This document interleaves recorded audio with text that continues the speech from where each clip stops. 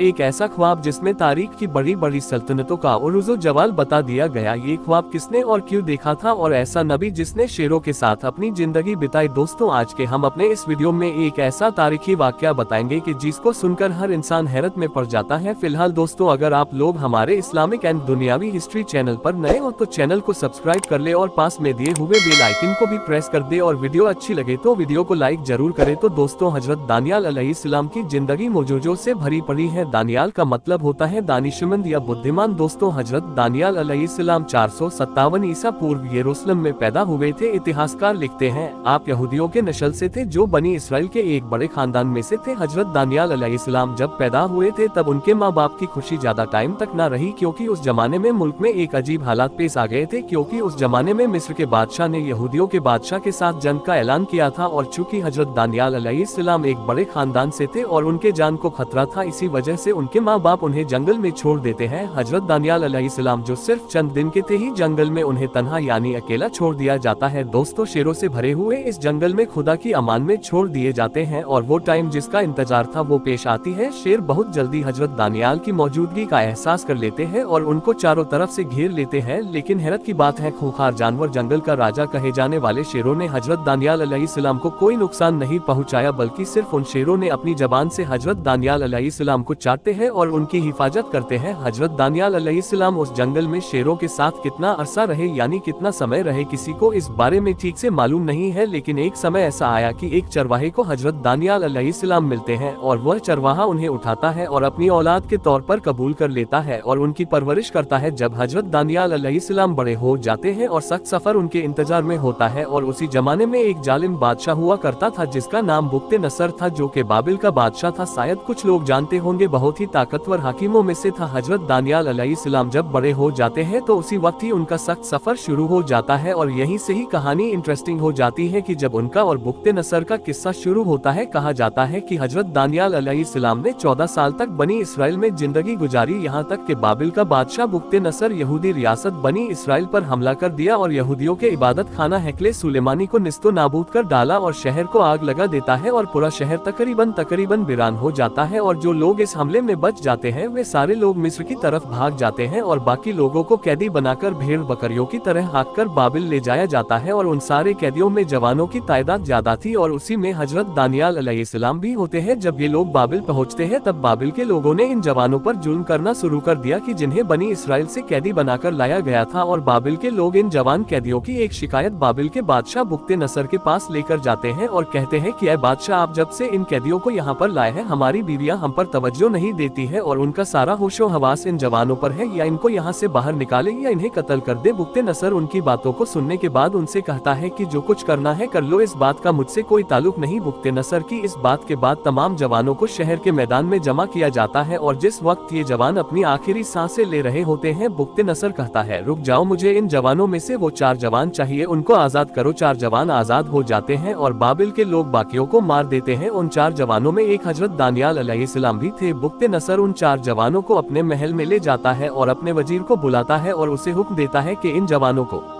खुद अपने पास रखो और इनका ख्याल रखो और इन्हें जरूरी ट्रेनिंग दो ताकि मुस्तकबिल में इन्हें महल में काम पर रखा जाए। और वजीर को हुक्म देता है कि इन 4 जवानों को मेरे ही खानों में से खिलाओ और इनको मेरी खास शराब भी देना पीने के लिए। वजीर इन 4 जवानों को अपने साथ ले जाता है और बादशाह के हुक्म पर अमल करता है। दोस्तों, वजीर ने खुद उन जवानों के काम की निगरानी करता है, लेकिन हजरत दानियाल अलैहिस्सलाम दूसरे जवानों और हजरत मूसा अलैहिस्सलाम की शरीयत की पैरवी करते थे, यानी उनके दीन पर चलते थे और उन चीजों से परहेज करते थे जो उनके मजहब में जायज नहीं थी। वजीर इस बात को कबूल नहीं करता और उनसे कहता है कि अगर बादशाह के हुक्म के मुताबिक खाना नहीं खाओगे और 3 साल के बाद जब बादशाह आपको बूढ़ा और सेहत से कमजोर देखेगा तो इसकी सजा मुझे भुगतनी पड़ेगी। हजरत दानियाल अलैहिस्सलाम वजीर से कहते हैं कि तुम परेशान न हो, हम लोग बहुत ताकतवर और तंदुरुस्त नजर आएंगे। और हकीकत में इसी तरह हुआ कि जो लोग हराम खाना और पीना खा रहे थे वो लोग उन नौजवानों के मुकाबले में बहुत कमजोर नजर आ रहे थे। इसी दौरान खुदा ने हजरत दानियाल अलैहिस्सलाम को ख्वाबों की ताबीर का इल्म अता करते हैं। उसके बाद जब 3 साल गुजर जाते हैं तब इन जवानों को बादशाह के दरबार में हाजिर किया जाता है। बादशाह इन जवानों से अलग अलग काम करवाता है। ये जवान सालों बुक्ते नसर के कैदी के तौर पर उनकी खिदमत करते हैं, लेकिन बुक्ते नसर को एक चीज अच्छी नहीं लगती थी, वो ये कि इन जवानों को कैदी की निगाह से देखा जाना। बुक्ते नसर हजरत दानियाल अलैहिस्सलाम को अपना वजीर बनाता है और इसी दौरान खुदा ने हजरत दानियाल अलैहिस्सलाम को पैगम्बरी अता करते हैं और बाबिल के लोग हजरत दानियाल अलैहिस्सलाम की जासूसी करते हैं और हजरत दानियाल अलैहिस्सलाम के रहन सहन और किरदार को देखकर उन लोगों से बर्दाश्त नहीं हुआ और इन्होंने कोशिश की कि हजरत दानियाल अलैहिस्सलाम को बदनाम करे और बुक्ते नसर के निगाह में हजरत दानियाल अलैहिस्सलाम के किरदार को गलत दिखाए। और फिर एक दिन बुक्ते नसर से जाकर कहते हैं कि ऐ बादशाह, तूने इस शख्स को अपना वजीर बनाया है, लेकिन वो पैगंबर की तरह रहता है। इसके अलावा वह शराब जो आप पीते हैं वो हरगिज नहीं पीता। बुक्ते नसर इस बात को सुनने के बाद फौरन हुक्म देता है कि शराब को लाया जाए और हजरत दानियाल अलैहिस्सलाम को दी जाए ताकि वो उनको पिए। और वो लम्हा के जिसका इंतजार था, हजरत दानियाल अलैहिस्सलाम शराब नहीं पीते थे। बाबिल के लोग कामयाब हो गए थे कि हजरत दानियाल अलैहिस्सलाम को वजीर के पद से हटाया जाएगा और सजा दी जाएगी, और वही हुआ जो बाबिल के लोग चाहते थे। बादशाह ने हुक्म दिया कि हजरत दानियाल अलैहिस्सलाम को जंगल में डाल दिया जाए कि जो खूंखार शेरों से भरा हुआ था। लेकिन एक अजीब वाकया हुआ कि हजरत दानियाल अलैहिस्सलाम उन खूंखार शेरों के साथ बहुत आराम और सुकून से थे और उन खूंखार शेरों ने उनको कोई नुकसान नहीं पहुंचाया, बल्कि आपके करीब आ गए थे और आपके हाथों को चाट रहे थे और इस तरह से प्यार कर रहे थे जैसे कोई पुराने बिछड़े हुए दोस्त से मुलाकात की हो। हजरत दानियाल अलैहिस्सलाम एक मुद्दत तक शेरों के साथ रहे। फिर एक दिन ऐसा आया कि हजरत दानियाल अलैहिस्सलाम ने एक अंगूठी बनाई और उसके बीच में खुद की तस्वीर और उसके दोनों तरफ शेरों की तस्वीर बनाते हैं। कुछ बरस के बाद बाबिल का बादशाह बुक्ते नसर एक बहुत ही खौफनाक ख्वाब देखा। उसने ख्वाब में देखा एक बहुत बड़ा मुजस्मा यानी एक पत्थर की मूरत जिसका सर सोने का था और बीच का हिस्सा चांदी का और नीचे का हिस्सा तांबे का था और टांगे लोहे की थी, और उस पर आसमान से एक बड़ा पत्थर गिरा जिससे वो पास पास हो गया यानी टुकड़े टुकड़े हो गया और उसके ढांचे आपस में मिल गए। वो पत्थर इतना बड़ा था कि पूरी जमीन उससे भर गई। बुक्ते नसर इस ख्वाब से बहुत हैरान हो गया। उसने अपने दरबार में पूरी सल्तनत के नजुमियों यानी ख्वाब की ताबीर बताने वालों को इकट्ठा किया और उनसे अपने ख्वाब की मतलब जाननी चाहिए, लेकिन इस अजीबोगरीब ख्वाब का मतलब कोई ना बता सका। फिर बुक्ते नसर को ये ख्याल आया कि क्यों ना हो दानियाल से पूछा जाए। हजरत दानियाल को खुदा ने ख्वाबों की ताबीर अता की थी यानी ख्वाबों का मतलब जानने का इल्म, लेकिन उस वक्त हजरत दानियाल अलैहिस्सलाम कैद में बंद थे। आपको वहाँ से निकालकर बुक्ते नसर के सामने पेश किया गया। उस समय एक रिवाज था कि जो भी बादशाह के सामने जाता वह उसे झुककर सजदा करता था, लेकिन जब हजरत दानियाल अलैहिस्सलाम ने